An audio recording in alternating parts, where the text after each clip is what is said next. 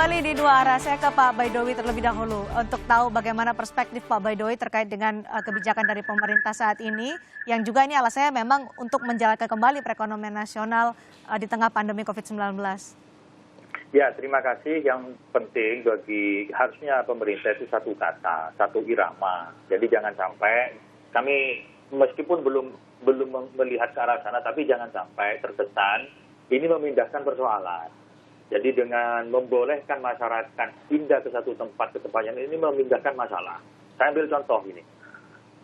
Kemarin beberapa waktu yang lalu di Pelabuhan Merak Bekahuni maupun di Limanuk Ketapang, itu masyarakat yang mau naik kapal itu tidak bisa masuk.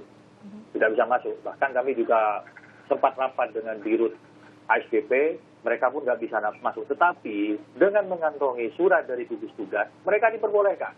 Hari ini misalkan pemudik orang yang bekerja di Bali masuk ke Jawa.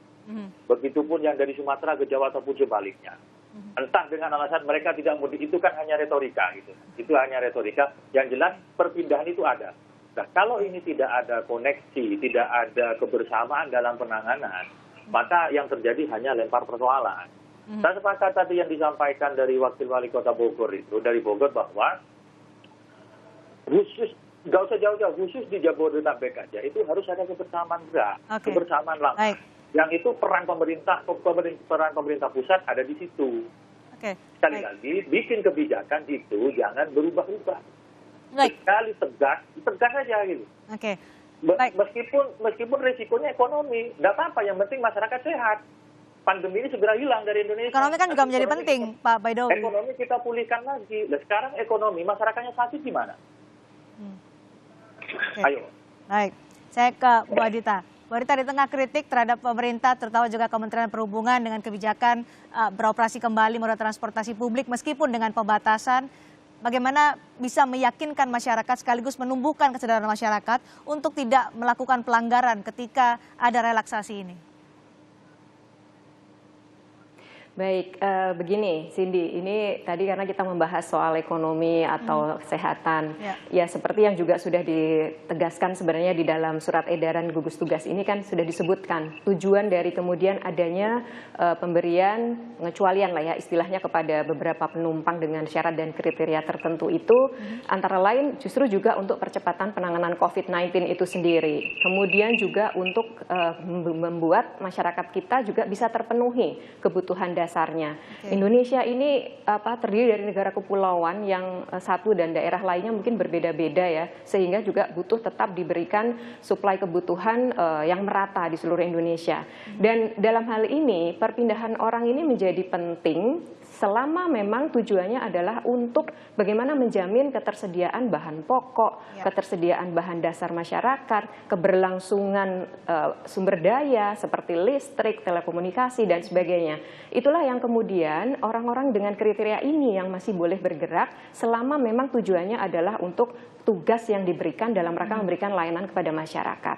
Itu yang pertama ya. Kemudian yang kedua, bahwasannya kemudian bagaimana kemudian pengecualian ini bisa dijamin akan berjalan lancar, tidak disalahgunakan. Ya sekali lagi tadi yang kami sampaikan, kami dari pemerintah ini memberikan atau membangun sistemnya, membuat aturannya, kemudian juga bagaimana enforcement di lapangan itu yang kami upayakan untuk bisa dilakukan dengan baik.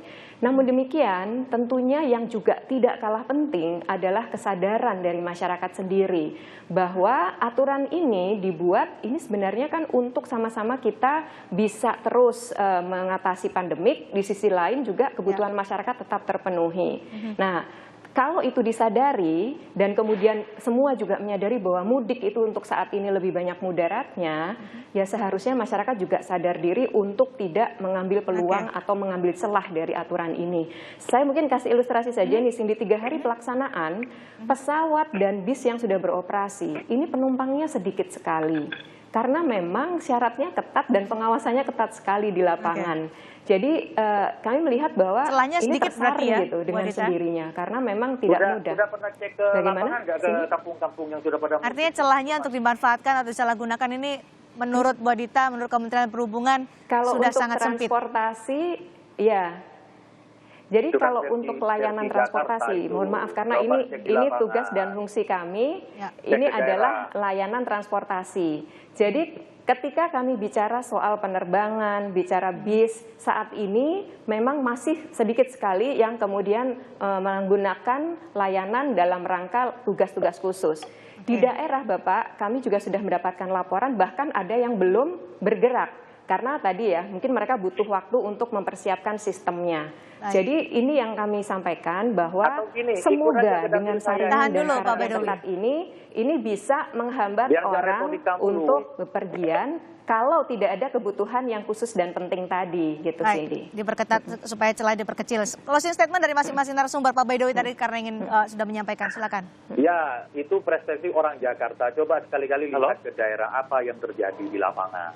Yang kedua, tadi disampaikan kriteria pertama yang apa? Teknologi, listrik, semuanya. Memang selama ini ketika mereka tidak boleh jalan memang mati. Kan tidak. Layanan tetap jalan, bisnisnya tetap jalan. Itu kan hanya apa ya?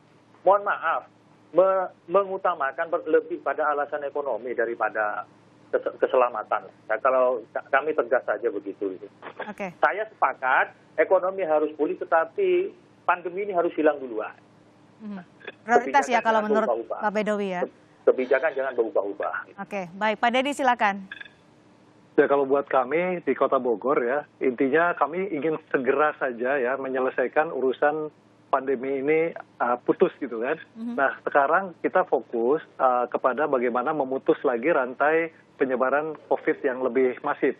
Nah artinya kalau memang kita bisa konsisten tadi mencegah pergerakan masyarakat lebih pasti, maka tentu bisa dihindari. Tetapi juga harus diperhatikan juga bahwa ada yang menangkap kesan dari kebijakan-kebijakan yang sporadis atau tambah sulam ini seolah-olah ada semacam relaksasi, dan itu bahaya kalau tidak kemudian ditegaskan kembali oleh pemerintah pusat bahwa tidak ada relaksasi, tidak ada kemungkinan untuk mudik saat ini. Kemudian belum ada kemungkinan untuk melaksanakan perjalanan antar daerah selama bukan hal yang dikecualikan. Itu saja yang kita perlukan. Baik, Prof. Cecep, bagaimana kita bisa mensinkronisasi ini, pandemi juga diatasi, dihadapi, perekonomian harus tetap berjalan, kesadaran masyarakat juga terus ditumbuhkan untuk bisa mengikuti aturan?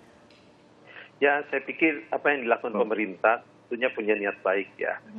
Jadi kenapa tidak pakai undang-undang karantina, di mana di situ pemerintah juga terbatas untuk mengatasi soal ekonominya ya, sehingga pakai PSBB ini.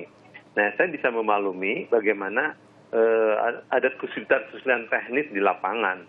Tetapi harusnya ketika kita mempunyai grand design yang jelas dalam penanganan COVID, siapa melakukan apa, timeline-nya jelas ya, tidak akan terjadi misalnya tarik ulur mengenai kebijakan dan saling tuduh di antara pemerintahan. Oh ini karena pusat, ini daerah. Nah itu tidak boleh terjadi sebetulnya. Nah harusnya saya menyarankan dalam kondisi seperti ini pemerintah dan pemerintah daerah pada terkait ya bidang kesehatan, bidang ekonomi duduk bareng, kemudian dibuka kepada publik sejelas-jelasnya indikator-indikator apa ya kalau kita dianggap berhasil atau belum berhasil ya, atau kita sedang melaksanakan PSBB ini dalam kondisi sampai kapan. Nah kejelasan atau akuntabilitas transparansi informasi ini penting dilakukan sebagai bagian dari komunikasi politik atau komunikasi pemerintahan. Agar rakyat itu tidak bingung dan pelaksana PSBB di lapangan khususnya di daerah juga tidak bingung gitu ya. Nah, apa yang dinyatakan oleh pemerintah sebetulnya ini misalnya melaksanakan di aturan PSBB. Baik. Jadi poinnya yang ingin disampaikan Prof. Cecep terkait dengan konklusi ini pada masyarakat, pemerintah daerah, pemerintah pusat. Ya, duduk bareng. Pemerintah, DPR, pemerintah daerah, stakeholder terkait, bikin grand design penanganan COVID ini. Bikin. Ya, dibuat sehingga jelas siapa melakukan apa, kapan, di mana, dan timeline-nya juga jelas. Baik, terima kasih Prof. Cecep, terima kasih Pak Dedi, terima kasih juga Pak Baidowi, Bu Adita juga terima kasih penjelasannya terkait dengan apa yang diambil kebijakan oleh pemerintah, terutama Kementerian Perhubungan. Saya Cindy Sistiarani menutup Dua Arah malam hari ini. Kita akan berjumpa lagi pekan depan membahas topik yang tengah hangat diperbincangkan masyarakat. Sampai jumpa.